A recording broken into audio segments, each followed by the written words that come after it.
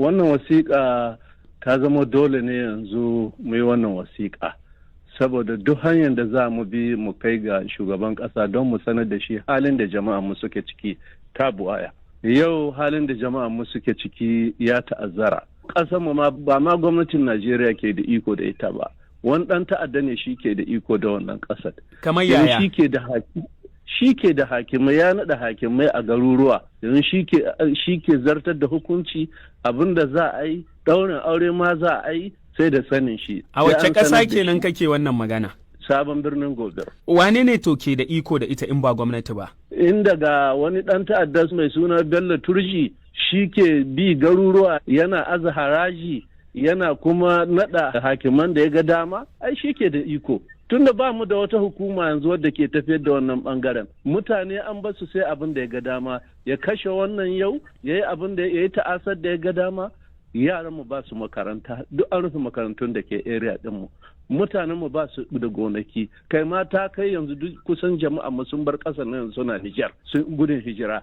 Wani zai iya cewa me yasa sai yanzu ne za ku kai wannan kukan, za ku rubuta wannan buɗaɗɗiyar wasiƙa? Ai dalili tunda duk hanyar da ya kamata a bi ta gwamnatin jihar da kuma 'yan jarida a rediyo mun yi, kuma ba mu ga wani abu da ya canji ba. Kamar takamaimai akwai wani abu da ya fi jan hankalinku ne a abubuwan da suka faru a bayan nan ne ya sa kuka rubuta wannan wasiƙa? Malam Buhari, kwanan nan an kashe mutane a Ilela, an kashe mutane a Goranyo, an kashe mutane a Garki a ƙasar Sabon Birni, an kashe mutane a Anguwar Lalle a ƙasar Sabon Birni. Ba daɗewa ranar Litinin mutane sun taso daga Sabon Birni za su Gusau cikin mota. 'Yan ta'adda suna wata makaranta suka hange suka zo suka tare hanya suka kashe su sannan suka cinna mota wuta. Mutanen wajen su 40 da wani abu, mutum 39 duk sun ƙone. To ai abin ya kai inda ya kai. A cikin wannan buɗaɗɗiyar wasiƙa da kuka aika wa shugaban Najeriya, kun jero wasu matsaloli da kuke ganin su ne suke ƙara ta'azzara waɗannan tashe-tashen hankula. Kowa ya san yau irin makaman yadda 'yan ta'addan nan suke rike da shi ya fi ƙarfin waɗanda namu security suke da shi. An tura security sun kai farmakin da za su kai, sun yi sha sun dawo.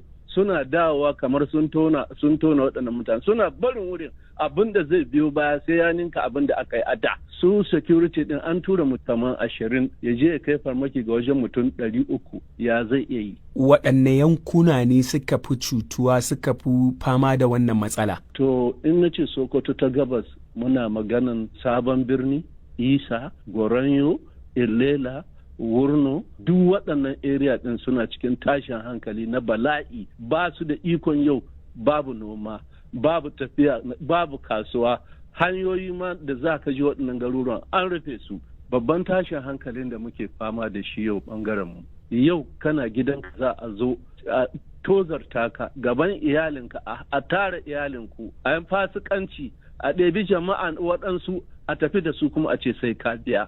Ba ka da ikon da yau za ka je gonarka ka ce za ka yi noma, in ma ka yi ba ka da ikon da za ka ɗiban abu nan.